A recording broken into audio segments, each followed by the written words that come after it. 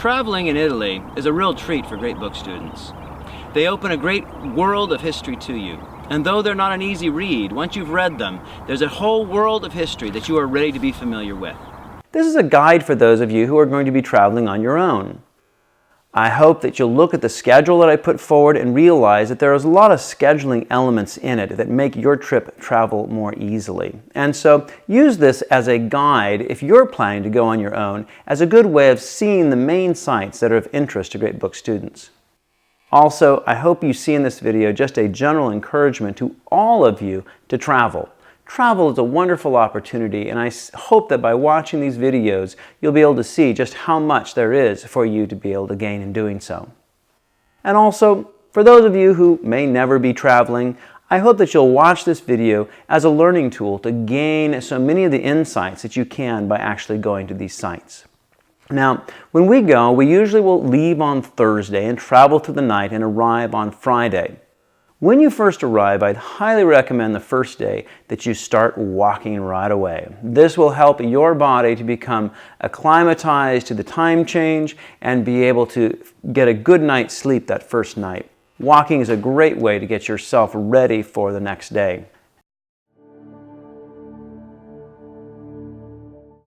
Nero built a huge palace on the site where the Colosseum is, in a moment of self-aggrandizement. However, the later Emperor Vespasian was disgusted with Nero's self-luxury and got rid of the entire complex to build a sports arena to please the people. The emperors did have absolute power. However, that power was only held so long as they could keep the people happy with bread and circuses. The Colosseum was built around AD 72 to 80. It was finished by Vespasian's son Titus. Curiously, many of those who worked on building the Colosseum were Jewish slaves who came to Rome after the fall of Jerusalem. If you look at the 4 stories of the Colosseum, you have a great opportunity to become familiar with what's called the Greek orders. The first is the Doric, the second is the Ionic, and the third is the Corinthian. Each of these type of orders can be seen in the types of pillars that are displayed on the side of the Colosseum. The Colosseum held 70,000 spectators, and these spectators were kept in comfort as they watched in the shade. If you look up at the top of the Colosseum, you will see places where poles were inserted so that a very large shade could actually cover the entire Colosseum. It actually took 1,000 sailors to hoist this great cover. The floor of the Colosseum is gone, but that allows you to see the lower workings that house the various animals and gladiators that would be brought up during the shows. Recently, they rebuilt one section of the floor so you can see what it was originally like. The structure is very well organized with quick access to all the sections. However, you will notice the steps are very steep. Games were held at the Colosseum until 523 AD, when they were stopped under the reign of the barbarian Ostrogoth Theodoric. During the Middle Ages, the Colosseum lay abandoned and many stones were removed to build the surrounding houses. The Arch of Constantine was built in celebration of his victory over his co-emperor Maxentius at the Battle of the Milvian Bridge in AD 312. Constantine is said to have been victorious over Maxentius because he converted to Christianity and had the sign of the cross displayed on his shield during battle. Being the first Christian emperor, Constantine desired a broad unity on Christian doctrine, and so he called a council of the Christian bishops in the year 325 AD. At the Nicene Council, the Nicene Creed was formulated, and many Christians still recite it as a summary of the Christian faith. It begins, "We believe in one God, the Father, the Almighty, maker of heaven and earth." When we read Anselm's Cur Deus Homo, you'll find many of his positions on what Christians believe to be drawn right from the Nicene Creed. Even though Constantine established Christianity as the religion of the Roman Empire, the growing strength and power of the eastern portion of the empire is easy to see, as most of the statues in this arch are poorly recycled from other monuments. The eastern portion of the empire was so much more wealthy than the west that Constantine moved the capital from Italy to the more luxuriant and powerful east. Though this was originally a political division, gradually it turned into a spiritual division as well between the Westerners who saw the Pope of Rome as their head and the Easterners who saw the Patriarch of Constantinople as their head. Gradually the tensions grew, and in around the year 1000 AD, the Pope and the Patriarch mutually excommunicated one another, and you have the division between the Roman Catholics and the Orthodox. Eastern Europe followed the Patriarch, and Western Europe followed the Pope, and thus created the division between Roman Catholics and the Eastern Orthodox. It is often easy to think of biblical and classical history as disconnected. However, the Arch of Titus shows how close they are, and one of the points at which they come into direct contact with one another. This arch is well preserved and celebrates the victory of the Romans over the Jews in 71 AD and the destruction of Jerusalem. Particularly interesting is the relief showing the Romans in a triumphal march, bringing back silver trumpets and a 7-branched candlestick from Jerusalem.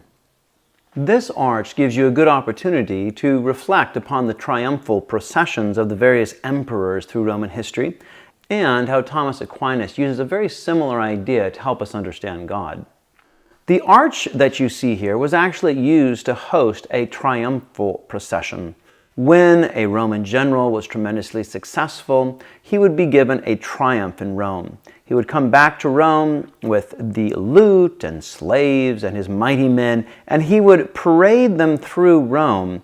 And at the end of the parade would come the emperor himself. You having seen his greatness, now you can see the emperor himself and know just what a great man he is. Thomas Aquinas speaks of the processions of God. And the best way to think of this is that God himself has given us the entire world as his triumphal procession. The beauty of the sky, the wonder of the mountains, the majesty of the sea, all of these things are in a sense God showing us bits of himself. And so that when he reveals himself in his greatness, we as his people will receive him and adore him for the great God that he is. The Basilica of Maxentius was begun by Maxentius, but finished by Constantine after his victory over Maxentius at the Milvian Bridge. Though most of the building has crumbled, you can still get a very good idea of just how large it was, as the remaining portion is less than 1/3 of the original expanse. Basilica is an interesting word. It originally meant courthouse, but the term was later used for a church, as the form of church was very similar in shape to the courthouses of ancient Rome. The most obvious similarity is to the Basilica of St. Peter's. Think of the many events in Roman history that transpired in the narrow borders of the Roman Forum. This was the main area where Roman life was organized and directed from 509 BC to the demise of the Roman Empire in 476 AD. For better or worse, 985 years of national life were played out right here in this forum. Just think of how many of the great books' readings were describing events that happened here.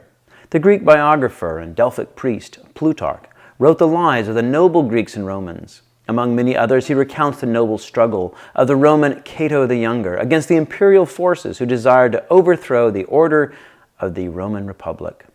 He also retells the lives of Julius Caesar and Coriolanus, stories that Shakespeare found so intriguing that he adapted them to the stage. The historian Tacitus tells the disheartening story of the degradation of Roman character that transpired during the transition from republic to empire. The poet Virgil, inspired by the divine muse he found in the generous patronage of the Emperor Augustus, attempted to use his lovely words to paint a more favorable image of the character of Augustus and his imperial house. We have no record of the Roman philosopher Lucretius coming to the Forum area. However, it is unlikely that this proponent of early materialism did not come here as well. Near the Forum, you can also see the house of Emperor Augustus' wife, Livia, who Tacitus railed against as a source of so many of Rome's ills. Particularly remarkable are the well-preserved painted walls and mosaic floors that give you a vibrant sense for the Romans' love of beauty in nature and geometric form. The Curia Julia was rebuilt a number of times during Roman history, and finally in 1937. However, if you consider that the Roman Senate sat for nearly 500 years before having its powers degraded under the empire, it is easy to see why our own form of government owes such a debt to the tradition that developed in Rome.